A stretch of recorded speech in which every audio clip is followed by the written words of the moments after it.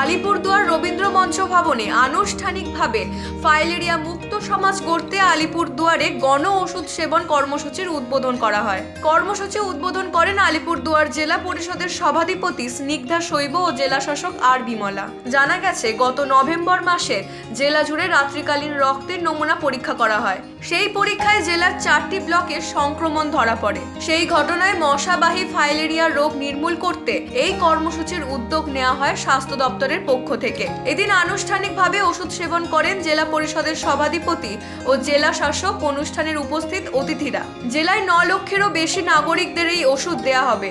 আগামী 18 তারিখ পর্যন্ত বিভিন্ন হাসপাতাল ও স্বাস্থ্য কেন্দ্রের পাশাপাশি বিভিন্ন সরকারি দপ্তরগুলিতে এই কর্মসূচি চলবে। এই কর্মসূচির জন্য জেলায় 2290 জন অঙ্গনওয়াড়ি ও আশা কর্মীদের নিয়োগ করা হয়েছে।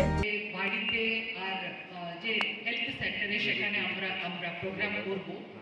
ওখানে একটাই রিকোয়েস্ট আছে যে ট্যাবলেট আপনাদেরকে দেওয়া হবে ওখানে ওটা খেতে হবে। আর যেভাবে সে বলেছে একটু পেটে কিছু থাকলে there will not be much complications like vomiting.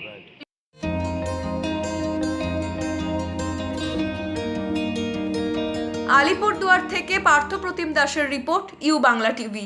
You Bangla TV, হৃদয় ছুঁয়ে যায়।